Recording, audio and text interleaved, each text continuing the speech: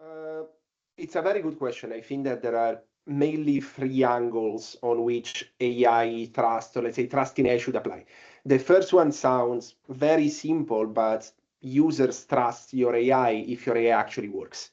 And I was lucky enough to work in this field before the ChatGPT boom and after, and seeing a lot of AI systems don't actually work as expected. So giving a lot of weird answers or making predictions that didn't make a lot of sense. So what do we do in our organization? What we should do generally as an industry is having very strong evaluation frameworks.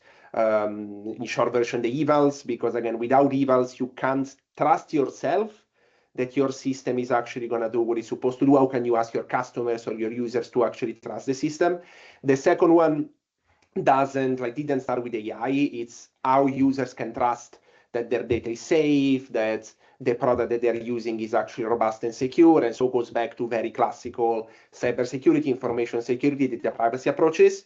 Above all, and even more because like now we work in the health sector, so we are of course up to every standard about data security and data governance.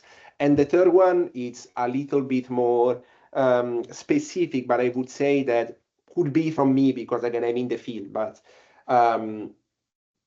people or users tend to trust an AI product more if it's actually using AI when it's needed.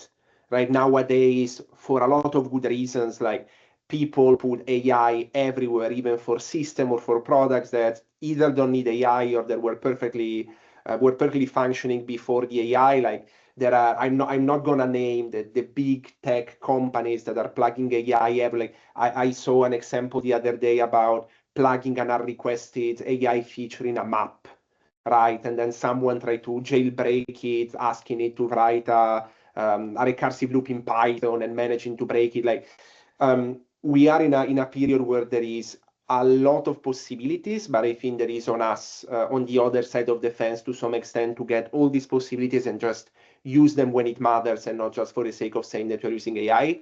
So I think that these three angles, making sure that AI it's actually needed, making sure that the AI that's needed actually does the job that we need it for, and then the very classical, how can you trust a tech product? How can you trust a company to keep your data safe? That again, it's not just AI, but it's good to keep it in mind.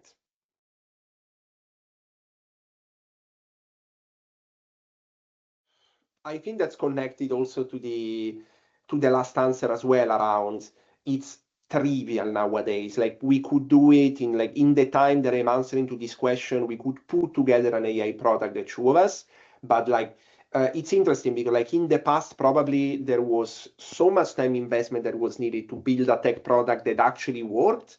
That in tandem with this effort, you actually wanted to make sure that you were putting time and investment on something that was actually working, right? And so to some extent, you were investing beforehand on evaluation criteria, making sure that again your customers were targeted, that the system was functioning as expected, et cetera, et cetera. Now it's so easy to put something together that putting something together that actually works and works as intended, and to actually build the user trust that we were discussing, that's where the complexity is. And I think that like the challenge in this industry has always been doing the complex things well. And even if, let's say, everything happening now in this space is lowering a lot the barrier to actually build something, the complexity of building something that actually works and for the right customers, it's still very complex. And it's the only way that I know to actually build something meaningful and actually have a successful business. I'm going to be probably very boring, but it's again, evaluation frameworks. That is not just, oh, I validated it, but having something that is really aligned and with what the product is going to be and what your users or customers are actually going to need. And the complexity is that there are a lot of things that you don't know until you know them.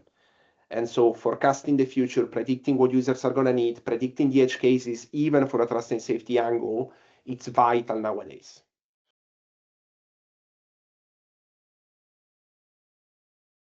I'm giving the boring answer later. Like I'm gonna give you the most interesting one first, because again, it's also related to where I spend the vast majority of my career in trust and safety, that is being as proactive as possible in detecting malicious intent. Because even if AI is changing the surface of how users interact with your product. Um, it's not an if, it's a when you're going to have malicious actors. And to some extent, it's quite counterintuitive, but I'm not saying there is a good news, but like every product that gets traction and becomes mainstream is going to have malicious actors. So the sooner you invest over detecting patterns of abuse and being able to be one layer up in order not to really analyze the content or what specifically they're doing, but the meta patterns that they apply around increased usage, geographical restrictions, IP addresses, because even if the techniques change and the patterns of interaction potentially changed, the very reality of bad actors trying to abuse your platform are going to stay. And so being proactive and not thinking that trust and safety or information security can be or you can afford them to be an aftermath in this industry, because like as it became much easier for us to build something, is also much easier for them to build something to actually attack you. And then the second one, like you mentioned, edge cases. I think that the complexity and the art to some extent of evaluation framework and procedures is making sure to limit the number of edge cases. Because if the edge cases become your distribution of validation, you know even before launching that something is off or something is not working as expected. So limit the edge cases for things that you really can't foresee are going to happen, because trust me, they're going to happen. But limit the number of these things and make sure to invest as much time and effort as possible to have a reliable and trustworthy validation framework, to make sure that again you can expect where your system is not going to work, and then it's more of a risk conversation over am I okay to ship something that has this risk profile, but it's better to know these things before launching than finding them out later on.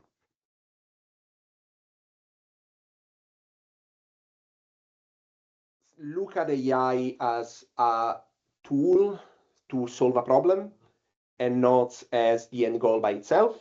First things first, because again, uh, it's very easy nowadays, and like until this bubble to some extent is gonna explode. And again, not on a financial standpoint, but more on the if there's AI on something, so it's gonna be more valuable. So like use AI as a tool rather than as the end goal.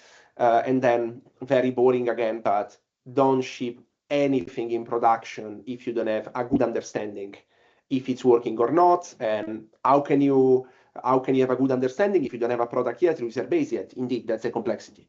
Having a good offline validation framework, having a good understanding of what your users or your product is going to be used for, and try to simulate offline as many things as possible. It was much easier 5 years ago because the level of interaction that users could have with your product was somewhat limited to what your UX designer was building.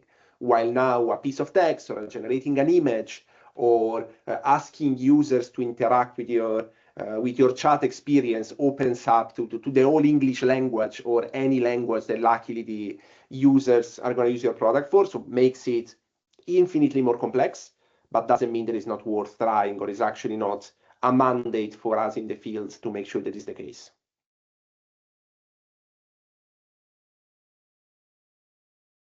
Um, like the trust and safety space is very lonely sometimes, because again, we are always a group of people inside a much larger company. Not all the companies can afford to have a trust and safety team. So every time that there is the possibility of meeting up in person, I already chatted with a lot of people. Like we live all over the world. You're gonna be in London that week. Yes, a good opportunity to actually see a lot of people that I have very good collaboration or partnership with. And so generally, and I'm also generally looking forward to a lot of conversations and panels and talks around, because now, like, I remember having been in trust and safety space for quite some time when generative AI was a theoretical threat to when, ooh, something is happening, but we don't know yet. And now being in a much more mature environment where it became our reality for the last 2 years. I had the chance to be at Trustcon in San Francisco this summer, and conversation started to be, I remember a lot of conversation on Gen AI images that in the hype around generating text were a little bit, let's say, under considered, but now in the recent days, we saw the threats that being able to generate images creates. And so having a good, let's say, lay of the land from the industry after 6-7 months than the last time that I had around all the latest threats is going to be absolutely interesting.